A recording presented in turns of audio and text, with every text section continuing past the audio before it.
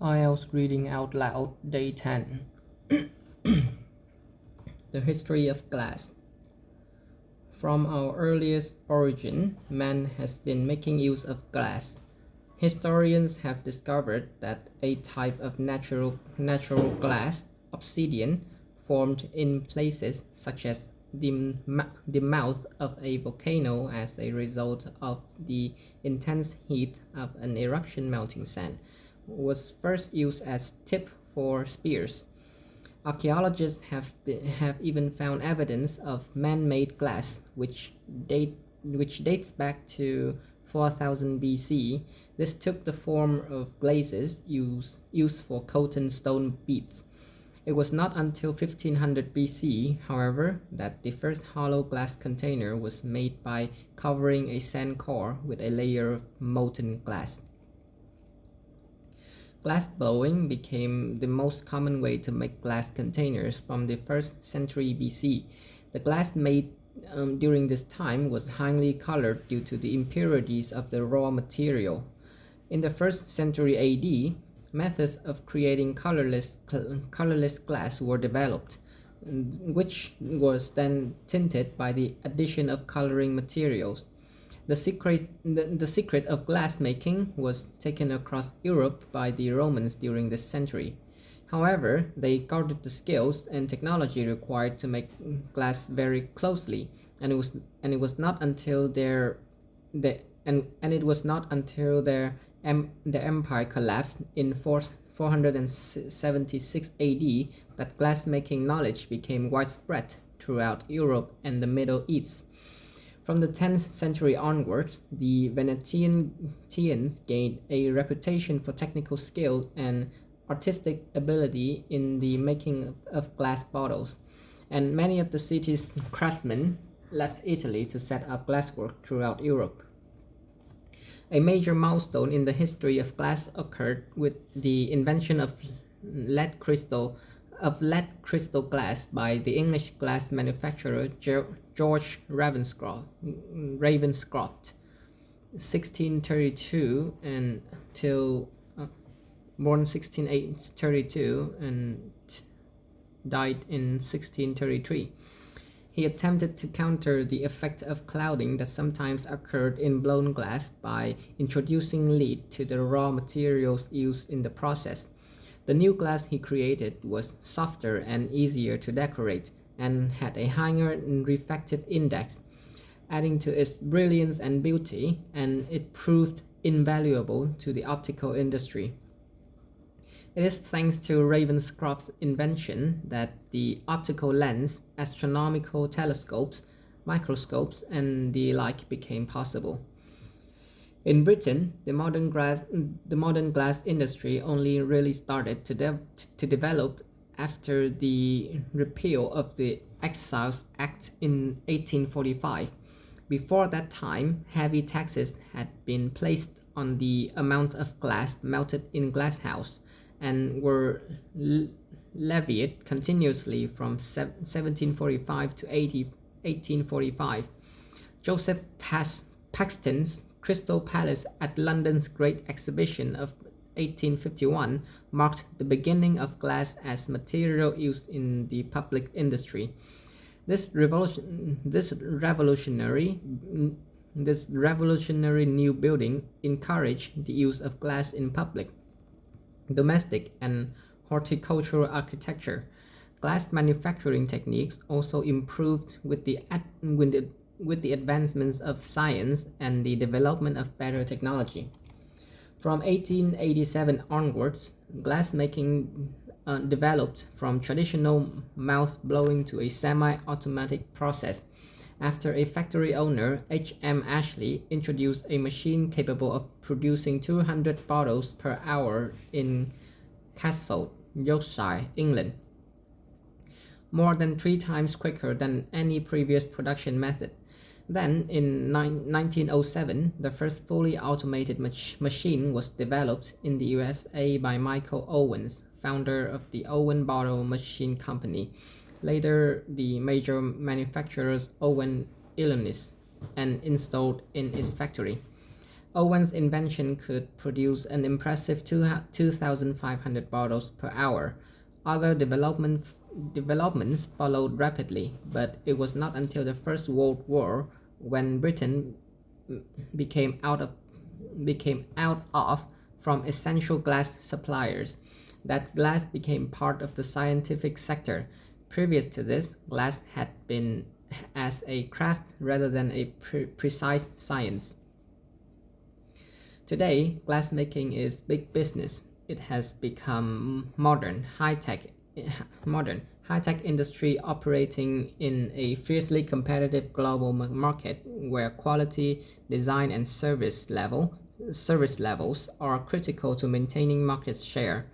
Modern glass plants are capable of making millions of glass containers a day in many different colors, with green, brown, and clear remaining the most popular. Few of us can imagine modern life without glass. It features in almost every aspect of our lives, in our home, our car, and wherever we sit down to eat or drink. Glass packaging is used for many products. Many beverages are sold in glass, as are numerous foodstuffs, as well as medicine and cosmetics. Glass is an ideal material for recycling, and with growing consumer concern for green issues, glass bottles and jars are becoming even more popular. Glass recycling is good news for the environment. It saves used glass containers being sent to landfills, as less energy is needed to melt recycled glass than to melt raw materials. This also saves fuel and production costs. Recycling also reduces the need for raw material to be quarried, thus saving precious resources. Part 2. Bring back the big cats. It's time to start returning vanished native animals to Britain, says John Vestey. There's a poem written around 589 AD which describes hunting a mystery animal called Lewan. Or is it? But what was it? Nothing seemed to fit until 2006, when an animal bone dating from around the same period was found in the Kinsey Cave in northern England. Until this discovery, the lynx, a large spotted cat with tasseled ears, was presumed to have died out in Britain at least 6,000 years ago, before the inhabitants of these islands took up farming. But the 2006 find, together with 3 others in Yorkshire and Scotland, is compelling evidence that the lynx and the mysterious Leonie were in fact one and the same animal.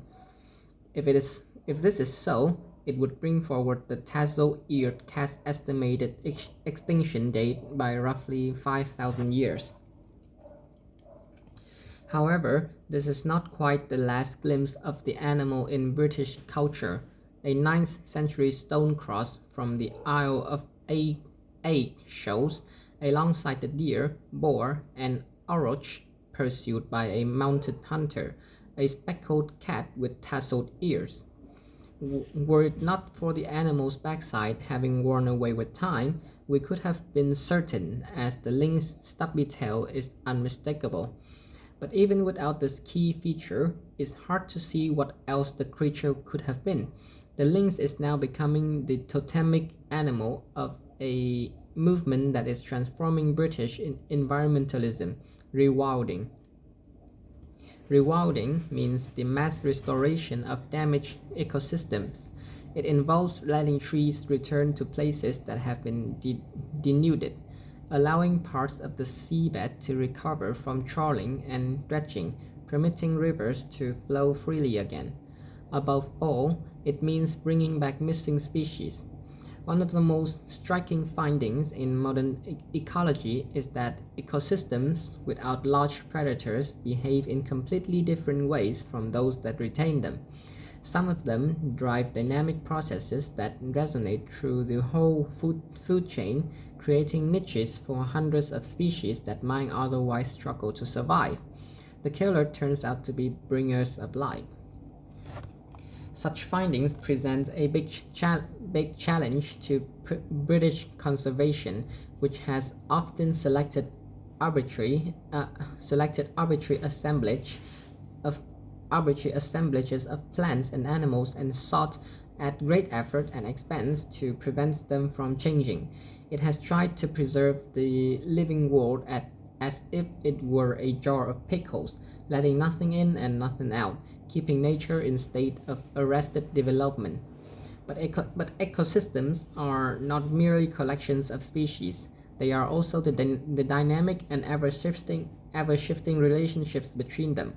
And this dynamism often depends on large predators.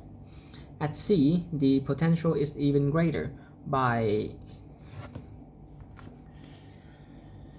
At sea, the potential is even greater. By protecting large areas from commercial fishing, we could once more see what 18th century literature describes: vast shoals of fish being chased by fin and sperm whales within sight of the English shore. This policy would also greatly boost catches in the surrounding seas.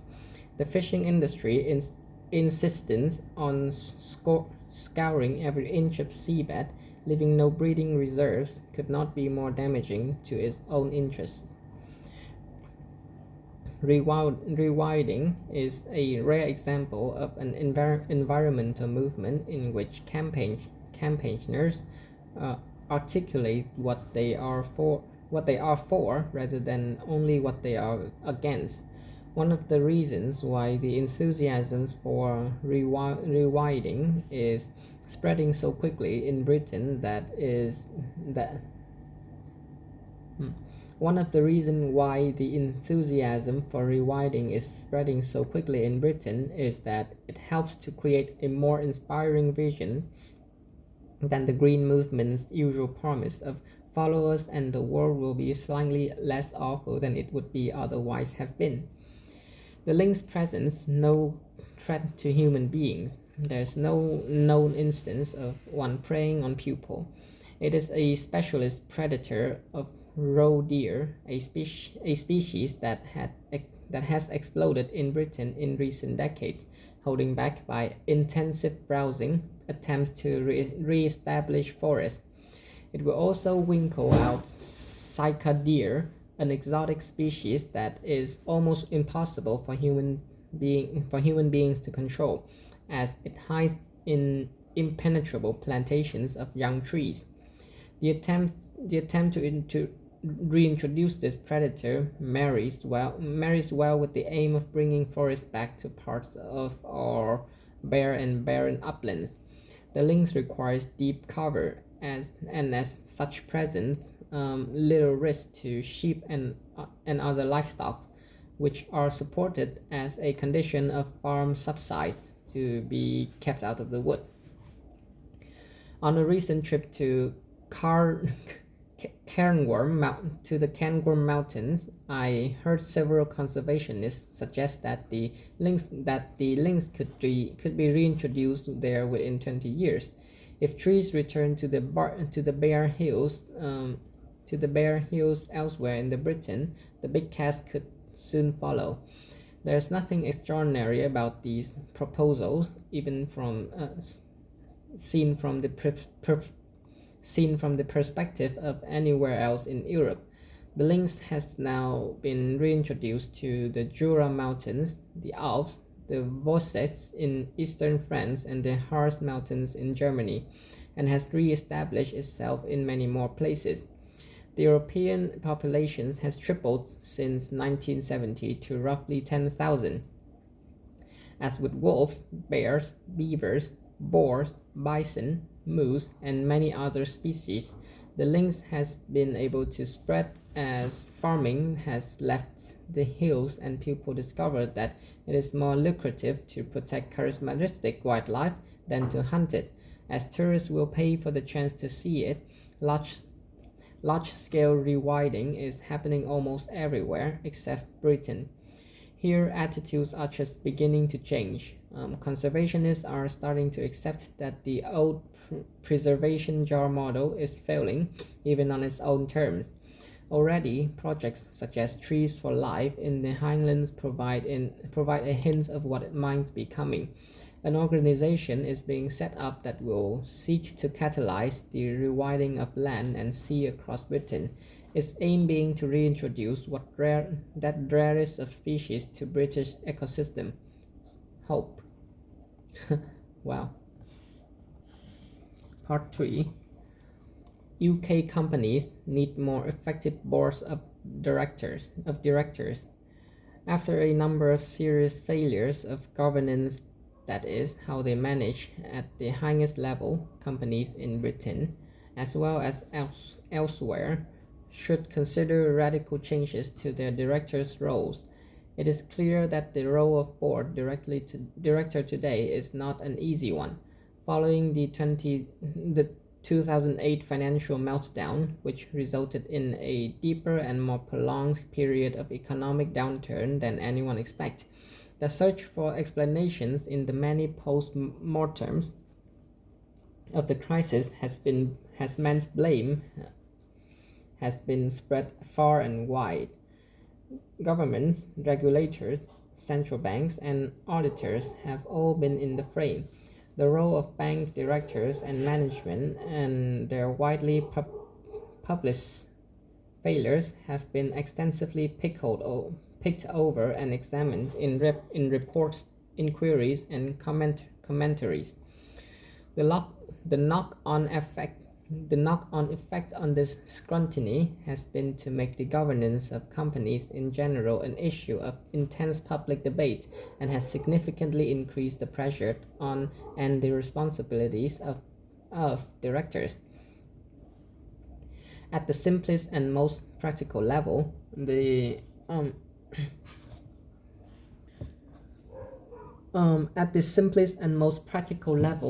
the time involved in fulfilling the demands of a board directorship has increased significantly, calling into question the effectiveness of the classic model of corporate governance by part-time, independent non-executive directors, where once a board schedule may have consisted of between 8 and 10 meetings a year. In many companies, the number of events requiring board input and decisions has dramatically risen. Furthermore, the amount of reading and preparations required for each meeting is increasing. Agendas have become overloaded, and this can mean the time for constructive debate must necessarily be restricted in favor of getting through the business. Often, board business is devolved to committees in order to cope with the workload, which may be more efficient but can mean that the board as a whole is less involved in fully addressing some of the most important issues. It is not uncommon for the adult committee meeting to last longer than the main board meeting itself. Process may take place of discussion and be at the expense of real collaboration, so that boxes are ticked rather than issue tackled. The radical solution, which may work for some very large companies whose businesses are extensive and complex, is the professional board, whose member would work up to 3 or 4 days a week, supported by their own dedicated staff and advisors. There are obvious risks to this, and it would be important to establish clear guidelines for such a board to ensure that it did not step on the toes of management by becoming too engaged in the day-to-day running of the company. Problems of recruitment,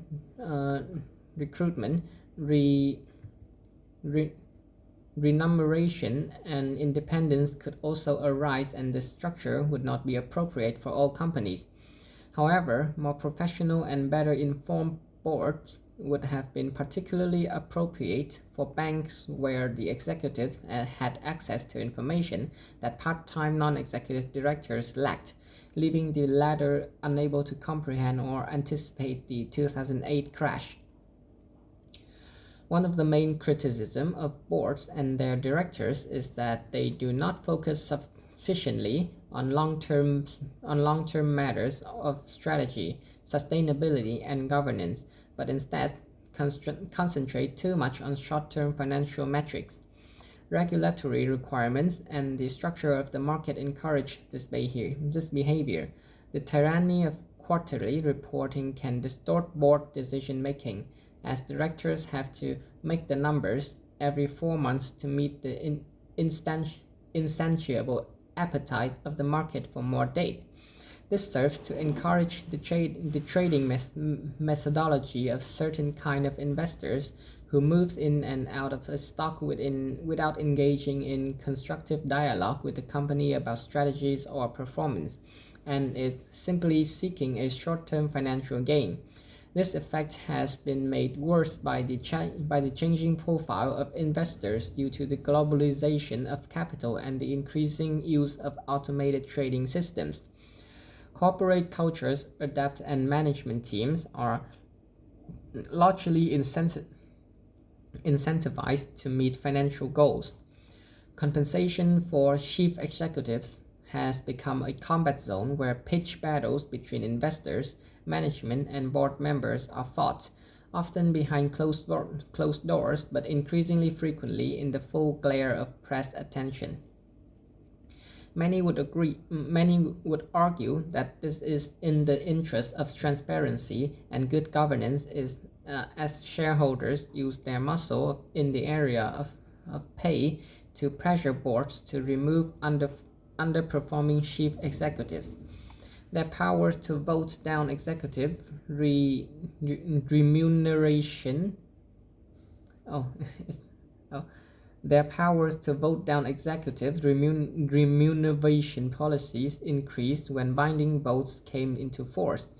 The chair of the remuneration committee can be an exposed and lonely role, as Alison Carnwath, chair of Barclay Bank's remuneration committee, found when she had to resign, having been roundly criticized for trying to defend enormous bonus to be paid to the chief executive.